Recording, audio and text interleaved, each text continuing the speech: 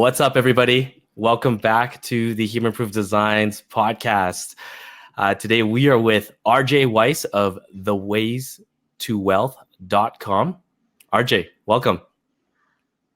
Thank you, Kelvin. Thanks for having me. Looking forward to it. Awesome. So we've talked a little bit in the background here, and I could tell the conversation was going really, really well. Just restraining myself because I got a ton of questions to ask you. I've kind of seen you through the Facebook groups. I've been to your site before. Phenomenal. And yeah, just here to learn a little bit more about yourself. So maybe we can kick it off with where you're from and how do you describe the Ways to Wealth? So a little bit background on me personally. I spent 10 years in the financial services industry and always kind of held different roles in there. And one of those roles was on the financial planning side. So 3 years ago, started a website based around that and called thewaystowealth.com. And now that has grown into really a very broad personal finance site, covering all things making, saving money, and investing it wisely is kind of the tagline. As far as personal side, father of 3 kids, married, live outside of Chicago in a suburb of Geneva, Illinois. Nice. Let's maybe take it back to when you were working in the financial services industry specifically as like a financial planner. What was your day kind of like? When you've decided to start this endeavor, like how did you get started? Well, fortunately, it was a smaller company that my dad was a partner in, so it was nice in terms of a lot of flexibility in how getting to choose what you work on. I really became the go-to person there for digital marketing. So running any types of local SEO campaigns, running the blog, and just kind of that really helped me get my feet wet in understanding, this whole internet world and digital marketing world. So it was nice in that frame to kind of let me see the opportunities available to, do something a little different in what I wanted and where I wanted to go with my career. So at that point, you were working at the day job with your dad, which is pretty cool. And then when did the idea for the Ways to Wealth start? I think you actually had another blog before that, right? Yeah. So this is my second personal finance blog, and as we talked about, I probably had 10 more kind of websites, and now that domain names not to be revealed type blogs because they're taken down anyways. But I've been interested in the online marketing space. So it was in 2009 I started my first finance blog that grew to a decent size. I was able to sell it for a small amount, but back then I really didn't understand the path to monetization of a blog. But I was able to take those skills that I learned starting that first blog, apply them to building kind of the corporate identity of where I was working, and then build my skills and then use that for the Ways to Wealth, and which started summer of 2016.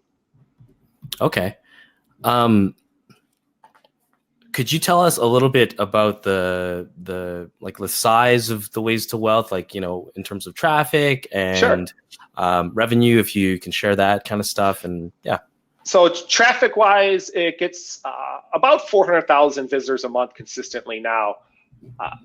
That is a mix of last month was the first month where SEO topped the list. So Google search was the primary driver of traffic to the site. I do paid advertising, and Pinterest marketing are my top 3. And Pinterest is pure organic. I don't pay do the paid platform there. Those are the top 3. So Google and Facebook driving the majority of traffic to the site, with Pinterest also a nice little 15% or so in there. Revenue wise, I did income reports a while back. I stopped them now, and I always like to report net I feel like you can kind of get lost in the income reports of, people kind of explaining and putting it in a way that makes someone who's not as experienced kind of feel like they would be making more than they were. So net income wise, it's consistently above $10,000 a month now for, this year of 2019. Nice. Congratulations. Thank you. How does your team look like? So right now I have a editor, and I hired this person beginning of the year, and his main role is in helping me publish quality content. So on the draft side, before a post even gets published, we're communicating back and forth of, okay, what do we want this post to look like? What should it include? After we kind of agree on that, maybe I wrote it. He has some edits to it and cleaning up my kind of writing, which, I don't feel I'm the best at. He'll upload it to the site and we'll go from there. I have writers that I work with at any time. It can range from one to maybe 3 writers, depending on what type of content I'm publishing and what their specific verticals are that they specialize in.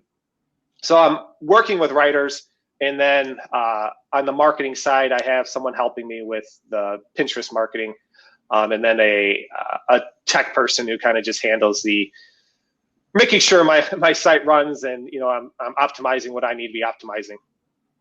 Awesome. Sounds like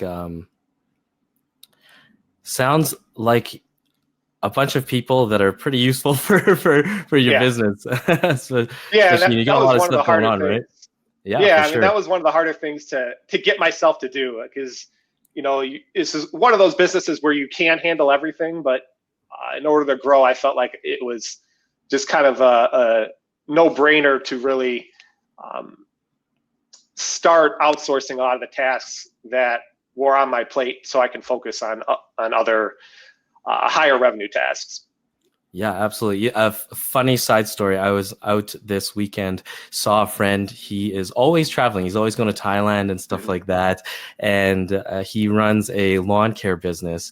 And we were just talking a little bit, and just started talking about online stuff. And he was under the impression that as when you're doing stuff online, it's all dependent on you. It's which I kind of understand, because generally it's perhaps like a marketing heavy type of business that involves the face of a company or something like that. But that is not the case. It's it's about systems and people and figuring that stuff out, just like any other business. It's just a different business model, which we were talking about before too. Yeah, and if you think of it, it's a very attractive business model and what you can do. And if you have, say, you can get the numbers pretty good in terms of, I'm paying X for this and I want it to return Y, and I need to do that in, Z amount of months is, so if you're hiring a writer, what is the ROI on that post, and what do you have to get traffic wise to that post, and what it makes on, revenue per visitor. So for the analytical person, you can really, draw a pretty fine line in terms of revenue tasks over and above a certain hourly rate, and revenue tasks underneath where you can outsource a lot of the work. That's pretty interesting. Is this your workflow? It's how more I think of things. So, in terms of writing, to say I'm, the best writer to get out the message I want to say, I feel like would be incorrect. I feel like there's people that could do it better than me and for a more affordable cost. And then on the other hand, there's probably very few people that can, I feel, run paid traffic, say, as well as me. So if I'm able to focus more of my time there and less on the writing, why that's still important, and that in itself is kind of the end product that I create. I can almost improve in that aspect by hiring a writer, someone very skilled at that, and then focus my skills more on the whatever that is, whether it's growing partnerships, reaching out to different bloggers, building it, networking in itself. So I could focus more on those tasks while someone takes care of the writing for me. Gotcha. Yeah. So it's almost like with the writers, you know how much you're paying Yeah. for the content, and then there's kind of the stuff that's higher level that possibly could bring in higher dollar amounts, but isn't necessarily quantifiable, perhaps, for like a partnership or anything like that, or some sort of cross promotion. You can't really judge that, but I guess you're saying that for you, you're going to focus on the higher level stuff, which you're kind of making the assumption is going to drive more revenue. Correct. And kind of it's always interesting looking back at 80-20 your traffic, your revenue, and seeing like how small of time chunks produced that amount of revenue. And it's one of those things where it's like, I spent 5 hours on that post, and that's one that generates a good amount of income for us every month. So what I want to do is I want to spend more time looking for opportunities like that, and then outsource technically the writing, working with my editor on that, and it could be done a lot quicker now, but my job is finding opportunities like that, which again, hard to quantify the time, but when you do, that's what really generates a profitable website. So you said that SEO had taken the lead in the last month for the highest traffic percentage for you. In your opinion, do you? I want to get into your head, inside of your head, in terms of what you believe is good content. I know that it's kind of abstract, so I want to see if we can narrow that down. Yeah. Like when you're assessing that stuff, like how good is good content to you in terms of the idea that it's going to rank well? So what I think of good content is, I want to best answer the searcher's query. So if it's a review, I want to be able to, so a review of a financial product, to be specific. I want to be able to, and someone types in Digit Review, which is a financial app. I want to be able to know that a user that I can best answer their query very easily inside the search results. So that really comes then to organizing your content in a way, making it readable, scannable, in a way that someone, because not everyone has the same kind of question and goals when they read a review. I want them to be able to pick and choose what they want to read on the site. So, that might be incorporating table of contents, incorporating page jump links.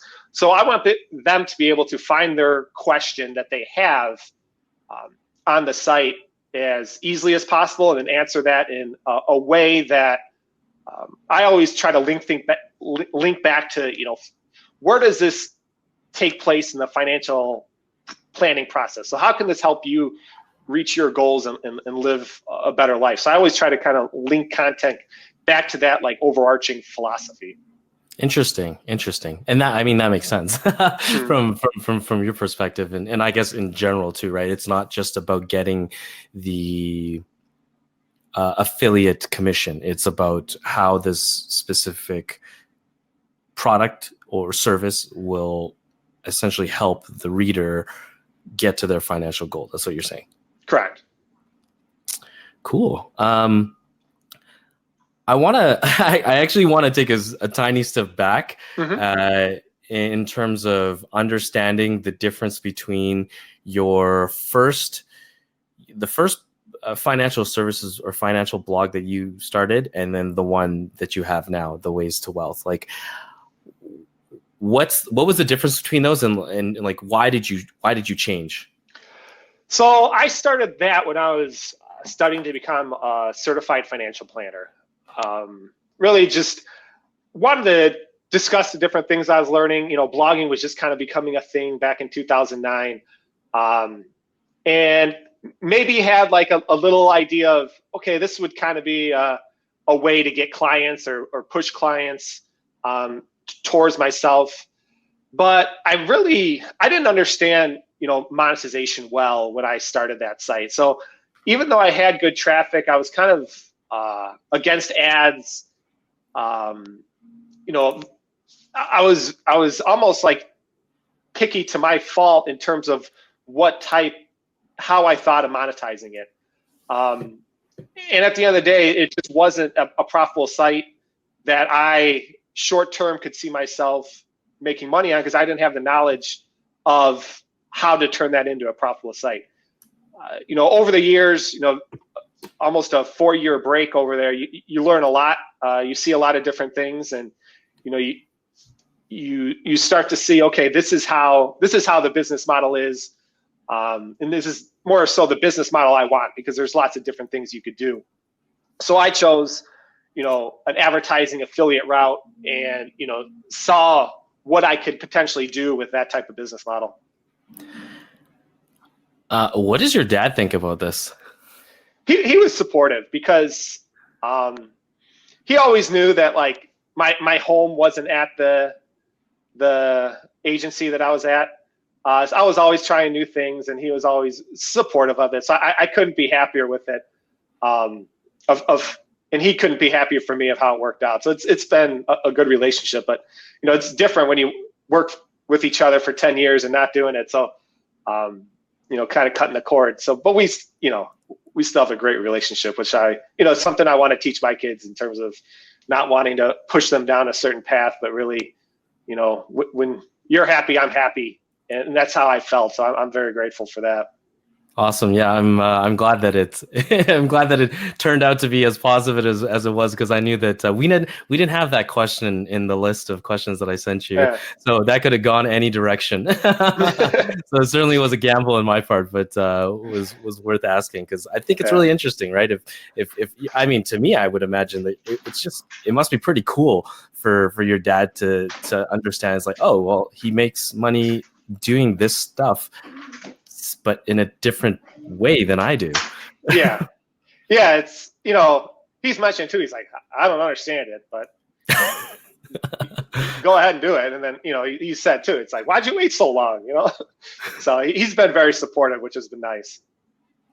How did you first get the site started? Like with the Ways to Wealth, like what was it? Just at this point, had you learned all of your keyword ninja skills? Like, because I'm assuming maybe you were going after like local keywords and stuff like that, like local SEO at the beginning at the firm. So with at the agency, yes, that was more like local SEO. But there was some, you know, very broad terms you go after. You know, but starting Ways to Wealth, I kind of like break it down into different time chunks of where the site was at. I didn't start with grand plans for it to be kind of like a all-encompassing personal finance site. If you look at, you know, old posts on the site, what it started as is kind of like a small niche authority site, or a small niche site that posted a lot of different book reviews and famous investor reading lists. And that's, you know, I was learning a lot from Brian Dean at the time, and I had this idea to create this post on the best investing books of all time. So I curated all these different, you know, famous investors. So what is Warren Buffett, Charlie Munger, all these different investors, what are their favorite books? And then I ordered them by, you know, recommendations. And that, you know, was kind of my first goal of the site, was to rank for all these investor book keywords. It did okay, you know, as a small site. I that was kind of first like big link building outreach project, and kind of creating your own, you know, research on that was something that I was able, for a small site, to get some pretty large links. So that was kind of like 0 to 6 months. At that 6-month mark, I really started to. I was actually freelancing a lot at the time too, doing some freelancing work, writing and conversion optimization for other financial firms, and just had a bad experience with a client. And it was kind of like I'm done with this. I want to focus on the website, because it was kind of on the back burner now. You know, I did the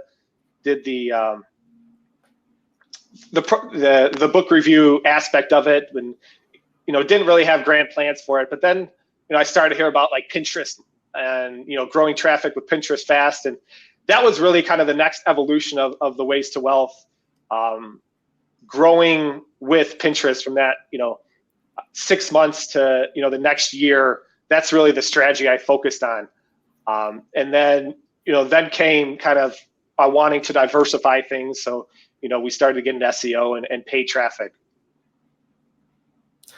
It sounds like there's a lot of people that are kind of doing that stair step with Pinterest and then SEO and stuff like that. Mm-hmm. How is the Pinterest landscape for you at the moment? So it's changed a lot. I only have my anecdotal evidence of how it worked, and it was a lot easier to have something go viral and get all of a sudden thousands of page views a day.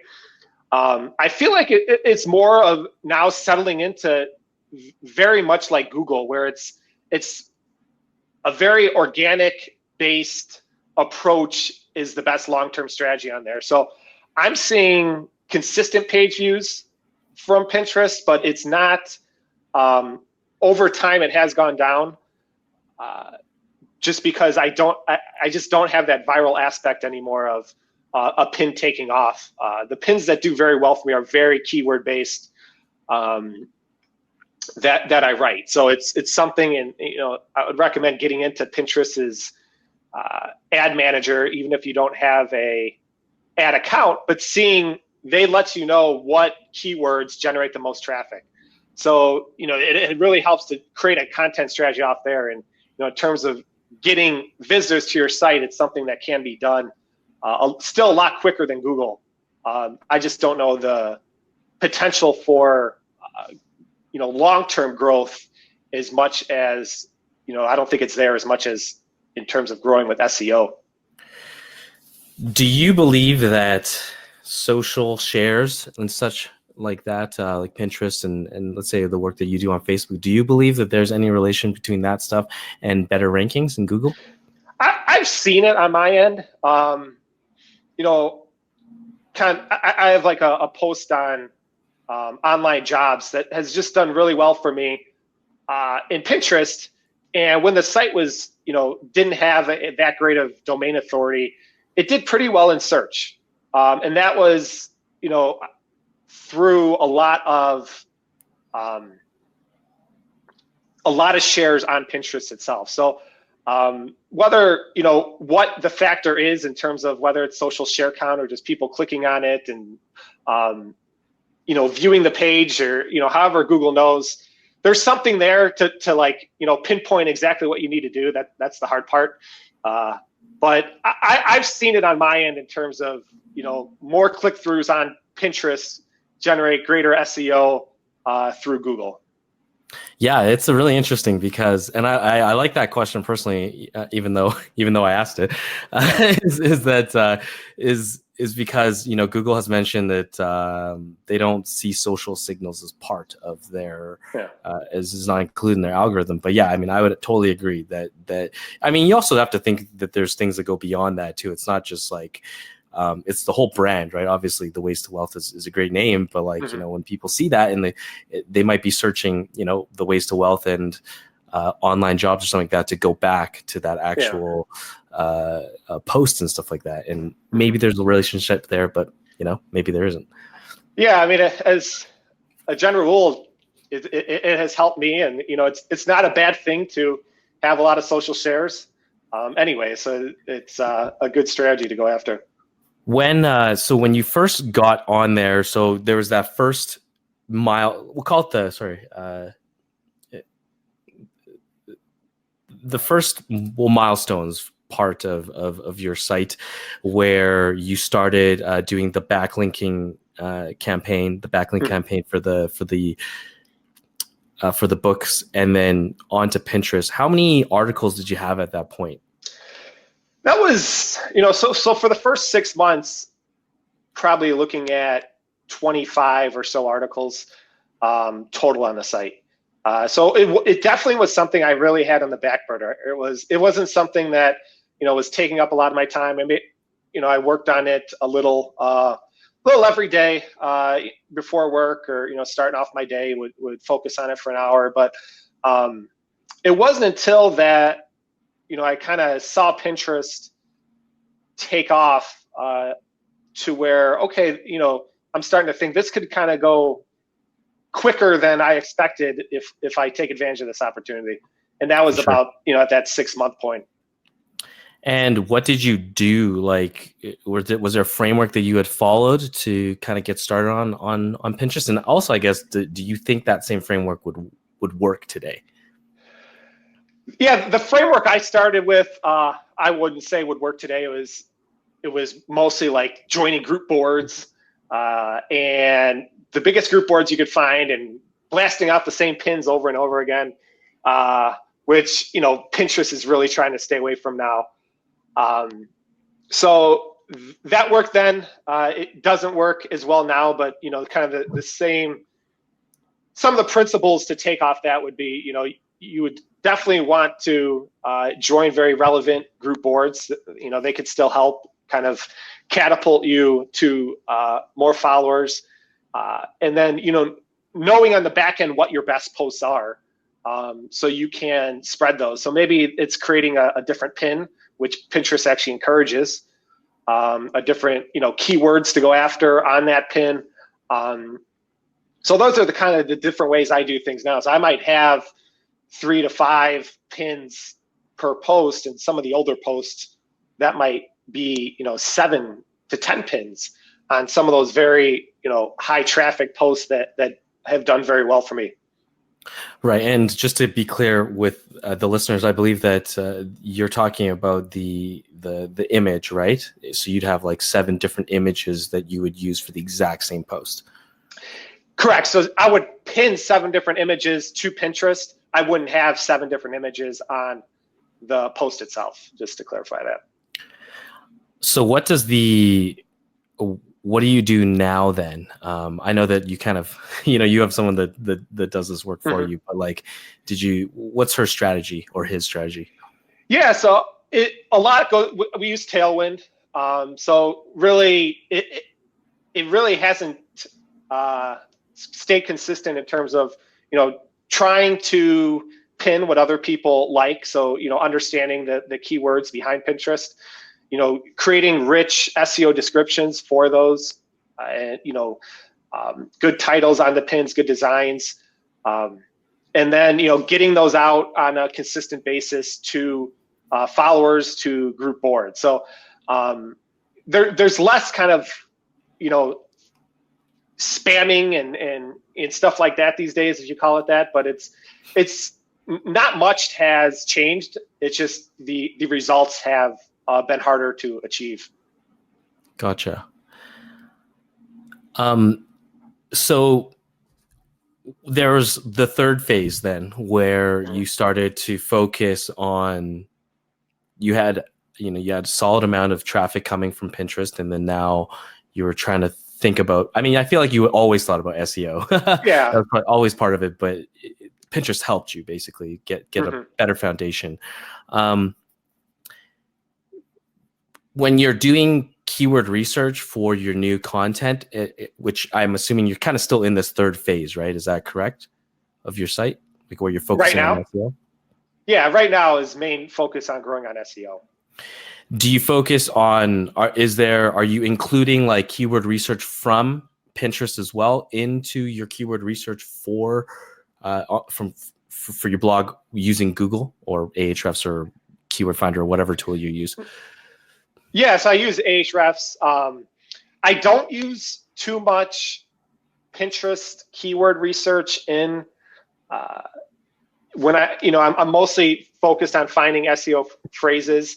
Then, if they do well with Pinterest, all the better.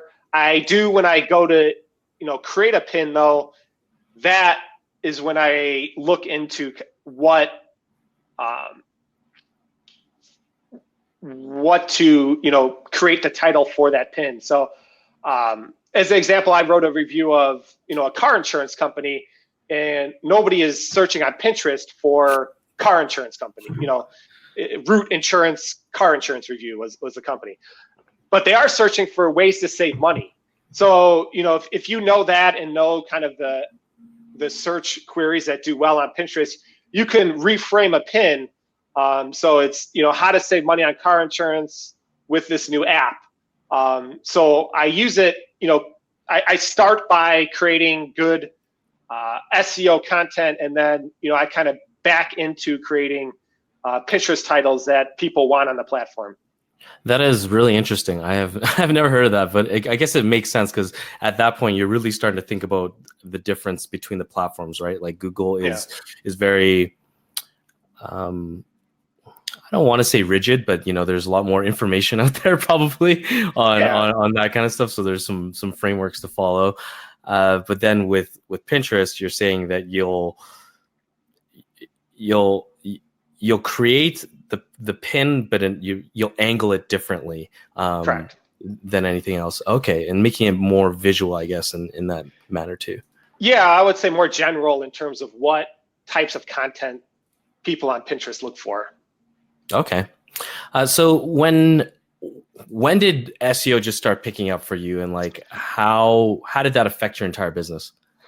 So that was really not until mid 2018 is where I really saw SEO traffic pick up. So I did a total website redesign, and for whatever reason saw just a huge drop in SEO traffic. So in July of 2018, SEO traffic was probably closer to 10,000 visitors a month.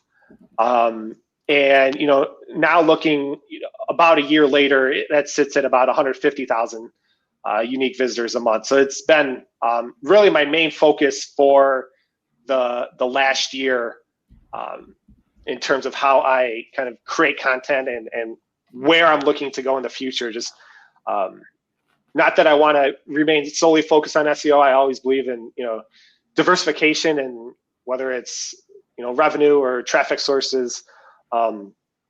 Just because we've all seen a traffic source or revenue model go, disappear in a day, but SEO has definitely been my main focus for the past year.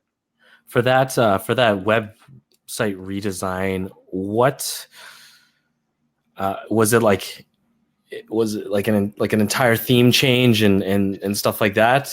Maybe you could walk us through that portion of your business in terms of the redesign.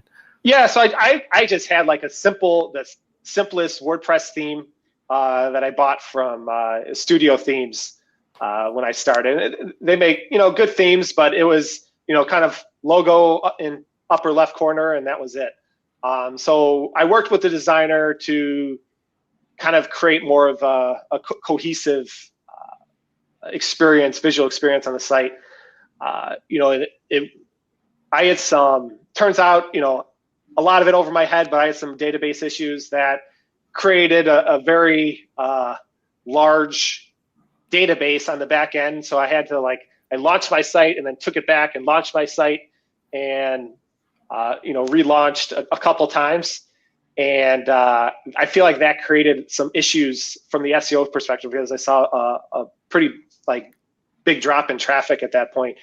But fortunately, looking back, it recovered in a couple months, and it has been growing steadily since. It is so scary, hey, when you do the redesign, because it's better for your brand, for the future and stuff like that, but you're going to get penalized for whatever reason, because I guess the structure of your site essentially is different. Yeah, it was, you question yourself sometimes like those, and what did I just do? And, do I really have a business here? But you just got to look long term, and mistakes have been made before, and just have a very long term perspective when you look at things, because so much could change in the short term in many different ways. So when you did that redesign and you talked about this huge database that you had there, was this because of a page builder and stuff like that? And like, how are you doing content now? Are you using a page builder, using Gutenberg, or what's going on? No, so I'm still on the old school WordPress. So no Gutenberg. I have a page builder, but I don't use it to build my pages. Everything's done inside WordPress. I use it only for a couple landing pages on the site. Gotcha. And your other question in there was, did I cover it? I think you. I feel like you covered. Right. I'm just kind of going with that. But okay, yeah. So so you've got the website redesign and stuff like that. Let me see here. Is there anything else like that that you think has really made the biggest, like a big difference for you? Like maybe link building. You know, I think that's probably pretty interesting for folks. You did link building for your previous, the 50 or the book recommendations, but now your link building is probably a lot more sophisticated. Yeah, I mean, it's not too sophisticated. It's just a lot of the same stuff. So it's my goal. Haro has been one of my main sources, and then just communicating with different reporters, writers in the personal finance field. That's really what encompasses a big portion of my day. So my goal every day, which admittedly I don't get to, but I try to have it in my goals every day, is 3 Haro responses, or communicating with 3 reporters, or hey, doing a podcast. So those that has become a bigger part of my day, going forward. I haven't done too much guest posting. Here and there I will when a good opportunity presents itself, but it's mainly been Haro and communicating. There's a FinCon community, which is financial media, has a really good, strong group of people. There's a conference every year, and just a lot of good people that help each other out. So whatever niche you're in, I'd recommend getting into something like that, where people are looking to help you out, share information, and the group rises as a result. Yeah, I've heard a lot about FinCon. Pat Flynn, Nick Loper, Jeff Proctor. Like, I think all those guys are pretty go to that conference almost maybe every year. So. I mean, I'll now call myself a yearly attendee. So this will be my 3rd year in a row going, and it's a good conference, and even better community. There's just always good opportunities in there for whether it's information being shared, or reporters asking for sources, or whatever it may be. It's a great community to belong to. Did you find that Pinterest helped you form more relationships with folks? Because you're kind of sharing, I'm guessing you're probably sharing other people's stuff beyond your own. You are, but I wouldn't say that was like my main networking tool. Mostly because I don't do much with it. I'm not on it every day now, but in the beginning I was always sharing other people. You like content, you're going to share something good, and the people you trust, you share their stuff. What's so we mentioned Jeff from dollarsprout.com there. He recently, I saw a post of his, and he recently removed ads off of his website because he felt that it took away from his user experience and perhaps conversions and stuff like that. What do you think about that? So I haven't done it yet. It might be a direction I want to go, but it also provides there's not only the diversification of income, but I can go after different keywords that might not be like affiliate generated and still make those profitable. So, if I don't have a affiliate to recommend for a specific keyword, but I feel like I can create a profitable post and drive lots of page views, I could, that post still makes sense from a monetization perspective on my end. So, like creating a post about, how to budget. Hard to tie in a lot of affiliates to that type of post, but very, heavy demand for that type of content. Do you collect emails on your site? Yes. How has that gone? And, what's the strategy behind that? Or if there's a strategy? Yeah, I mean, I have opt-in, I have a very general opt-in on financial goal setting. I have a niche opt-in on blogging, and I have a niche opt-in on travel. So those are, I don't write too much about blogging on the site, but, we'll occasionally mention it. And it's actually and because it's, a lot of the pages that have done very well, a small handful of pages generate the most amount of traffic. That's actually the largest percentage of my list, people are interested in blogging. And then the financial goal setting workbook, and then reward travel as well. So I try to hit up, different kind of goals people have and provide email series once, or, the free workbook that I have once they sign up for the list. That's pretty interesting. You're saying that the folks, the biggest portion of your email list is from the folks who are interested in blogging, although the majority of the content that you write is financial related. Is that what you Correct. said? But if I talk about a side hustle post or something along those lines of making money online, that's something where blogging naturally goes in, and those are some of my highest traffic posts. So you look at the amount of people that are interested in something like that, I create an opt-in for that specific segment. How did you, or sorry, does the opt-in lead to anything? Like, I don't think that you have any products yourself, right? No products myself. So it, depending on the opt-in, so like the financial goal setting workbook is more of like a welcome to the Ways to Wealth series, kind of wanting for people to choose their own adventure from there. So are you interested in saving money or travel or making money online? I'll kind of let them know of the resources available that we have. The blogging and the travel series are more specific series, like, day one, this is what you learn. Day two, this is what you learn. Those are monetized by, affiliates or the travel hacking credit card partners, the blogging, a hosting provider or a product that I really like that helped me on my journey, for them to check out if they're interested. How does one choose their own venture within this email funnel? So I really want to let them know what all they can get from the Ways to Wealth, because as far as I know, they came to one page, liked the goal setting workbook, and really have no idea about myself, about the site, about all the content that we have. So I want to let them know, here's where we talk about saving money. Here's where we talk about making money or investing.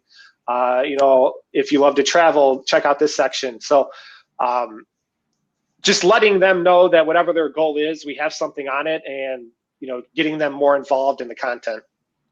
Are you using any sort of like, I guess number one, what tool are you using for your email service provider? And number two, are you using any like tagging system to kind of funnel people into a different manner? So I use MailChimp. It's the easiest. And to answer your second question, right now I'm not.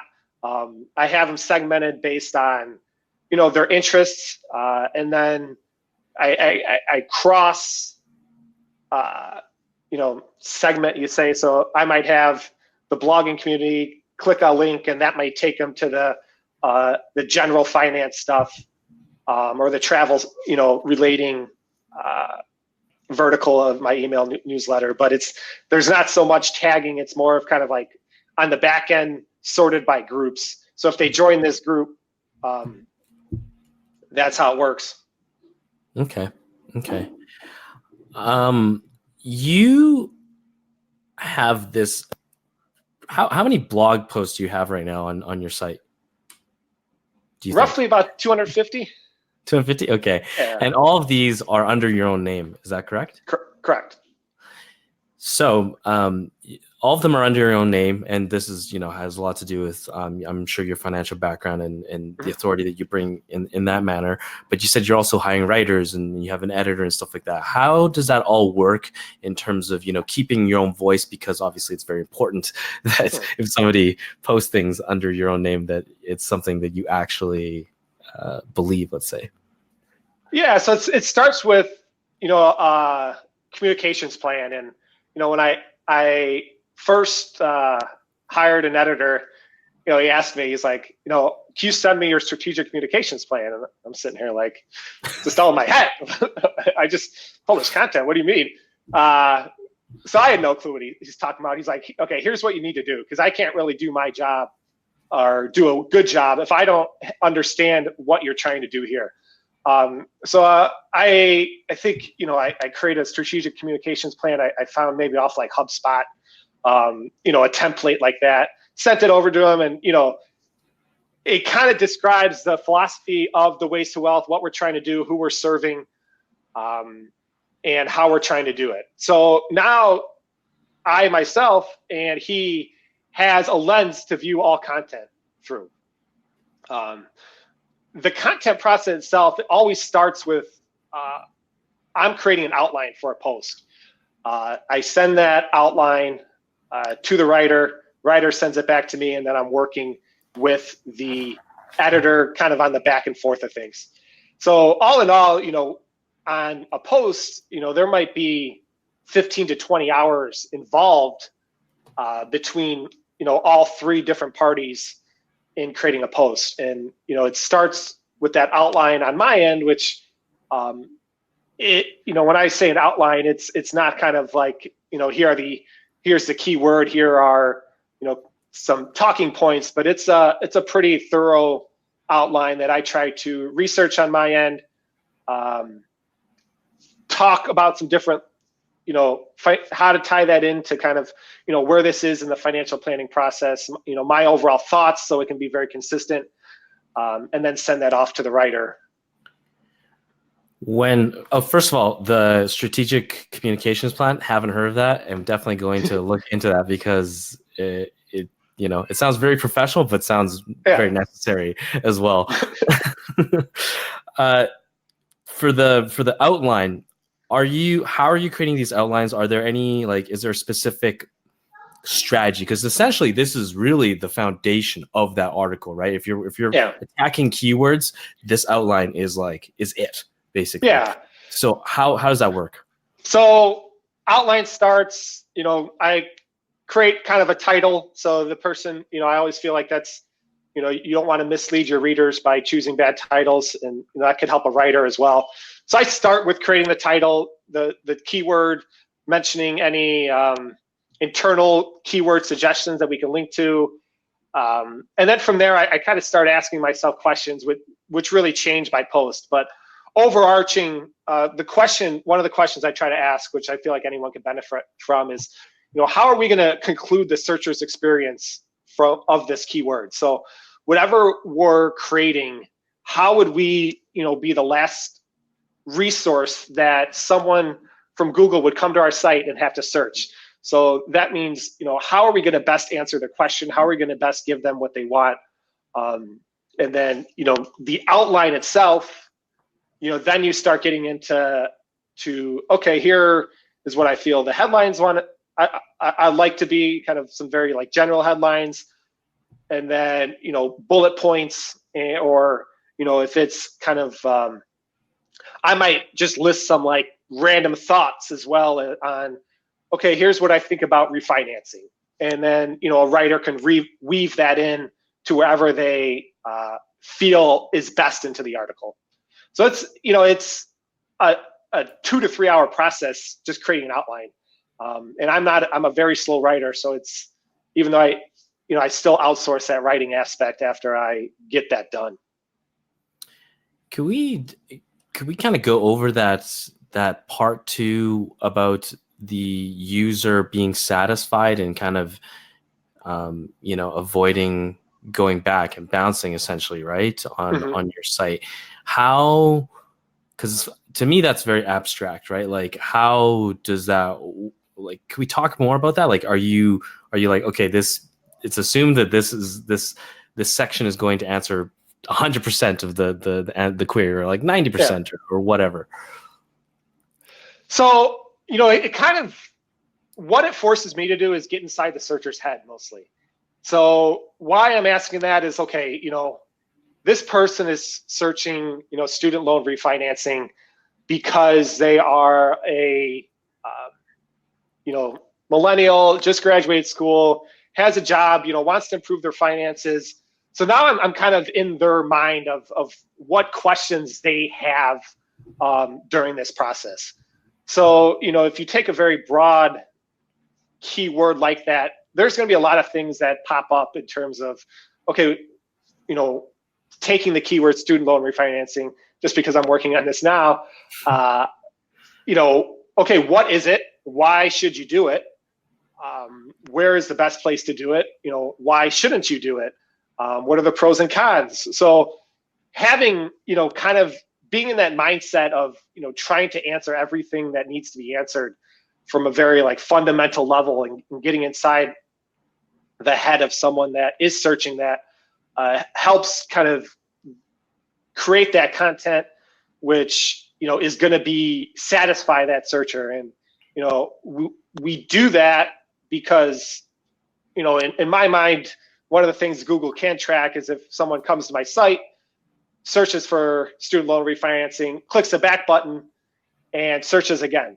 So I want them to be, my site and the information provided on my site to be helpful enough to where, and conclude their experience where they don't feel they have to do that. Do you have personas for the Ways to Wealth? Do you believe that? Have you ever done that exercise? Was it helpful for you, or whatnot?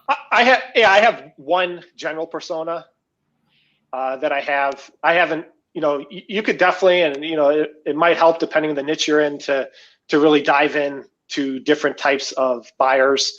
But I have that 20 to 30 something person in my mind whenever I'm creating content. And that person's name is Jessica, and she's in her 30s, and we've gotten a lot into the details of that persona and what they like, where they're at in their life and the problems they're trying to solve. Very cool. Very cool. Yeah. I'm guessing maybe this was part of the strategic communications plan too. It sounds like a persona aspect would pop right in there. Yeah. For just last question on this, like with the keywords that you're selecting, is there any specific way that you are adding in these keywords? Like, like what's the, I don't want to put what's in my head on there. So I want to let you take that. So in terms of, 101, I use the Yoast plugin, making sure that has a green light is kind of, what I try to do at the bare minimum. And sometimes it doesn't make sense with Yoast, and, you kind of get to know that over time, but, starting with fill in that green light, if in that plugin is a good way to kind of go about it. I do use a tool called ClearScope. So this tool, they analyze I think it's, top 30 results, extract, what information is in there, and helps me create an outline of as far as like what I need. So then it gives you a grade on, is this an A+ piece of content in terms of covering everything that you need to cover, and so forth. So we try to shoot for A+. Not always possible, just making sense from a reader's perspective or the angle we're trying to take off a specific post. But we do use that tool for on-page optimization. Okay, I don't know if I've been to ClearScope. Maybe I have, but I looked at the pricing. It's $300 a month. By the way, guys. Yeah, it's a pricey. Tool. Yeah, it's so definitely wouldn't recommend it when you're starting out, because the most important thing is just going to be building up quality content and getting links to that content for a while. But once you start to get into very high competitive keywords, I've seen a lot of benefit from upgrading content that is ranking well, but could rank higher inside ClearScope, and using their tools to kind of optimize that content for what I need to say on that page. Really? So you will go and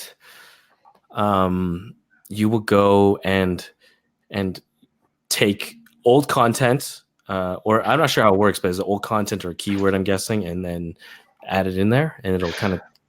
So yeah, you're copy and pasting your old content into the doc, or into kind of like a text editor inside there.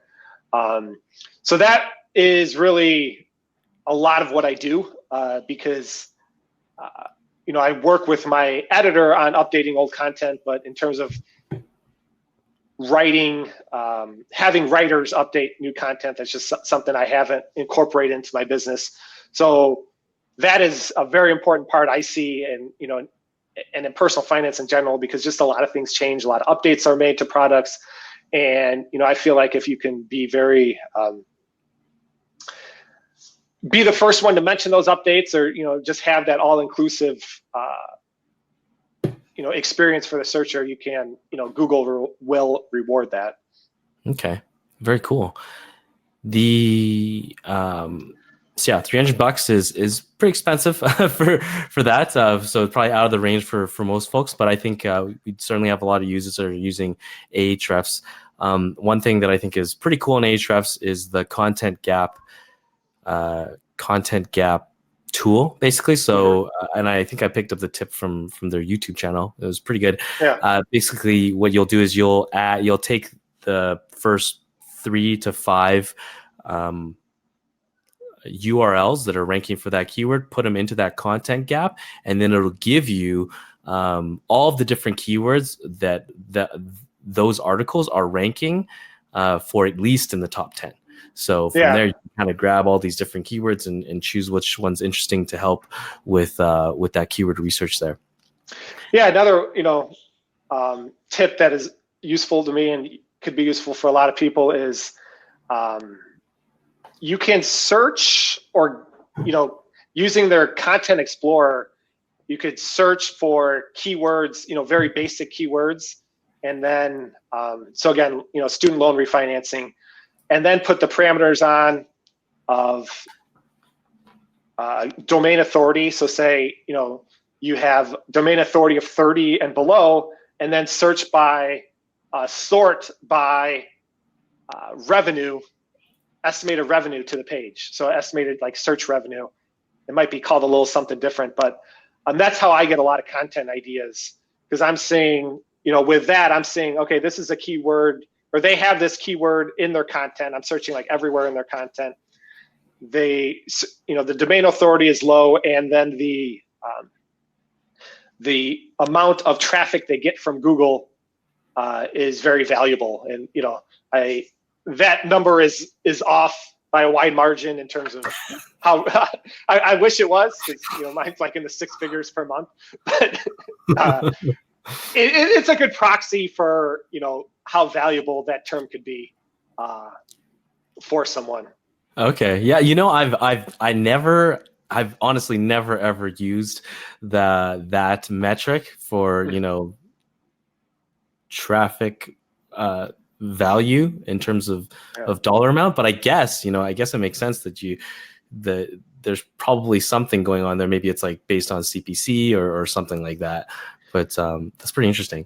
Yeah, I mean, with a lot of search data, a lot of it's best guesses. So it's good to use as proxies. And I've seen there's keywords that might have like 200 demand that for me generate more than 200 page views a month. So it's like, you have to kind of know where to take it at face value and know where to, go ahead and stretch it a bit. Mm-hmm. I want to ask you one grand topic here, and that is about Facebook ads, because you talked and you said that writing is not it's your thing, but you think that Facebook ads is really where you have your zone of genius, we'll call it. Yeah. How does that work for your website?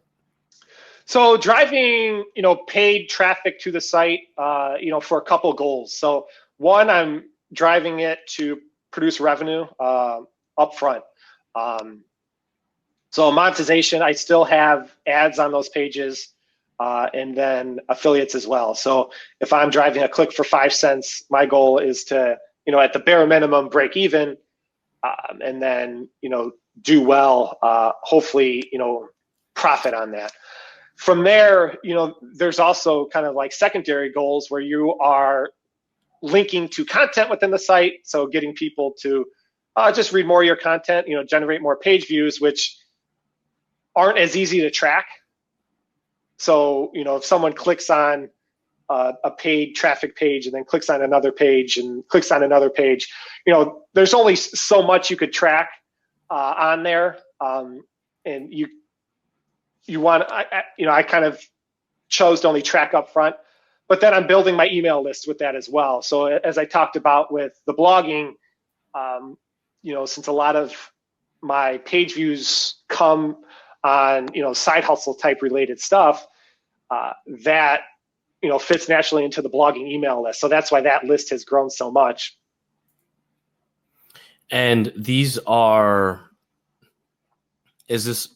I'm sure maybe it's a mixture, but like, are we talking retargeting? Are we talking about lookalike audiences? Like, how's that work? Yeah, so it's big audiences. So, my goal is to drive page views for very low cost per click. So it's not as much as like wanting this exact person, but kind of letting Facebook do the work of finding me the type of individual who will most likely click and read the page. So, they have lookalike audience of people who have read this post, or, the people who have spent the most time on this post. So that's, been a good lookalike audience for myself in terms of driving more traffic to a page. So when you're talking about this idea of making either breaking even or profitability, is it as simple as looking at your advertising network, whether it's Mediavine or any of those other companies, and looking at the revenue per milli for like 1,000 people, how much you're making for 1,000 people visiting, and then trying to get clicks below that $20 or $15 or whatever it is. Mm-hmm. So yeah, it would be tough to do it just from, RPMs for me range in like the, 2 cents per visitor. So if I drive a click at say 5 cents, which is, more likely 5 to 6 cents, which is more likely what it costs, I would be losing money there. So I, do have advertising on that. So that makes up, some of the revenue, but then the other revenue is generated from affiliates, which you can then, a lot of affiliate networks have sub-IDs. So sub-IDs allow you to track which conversion a page, where a conversion happens. So if it happens on a certain page, you'll know that by tracking the sub-ID on that page.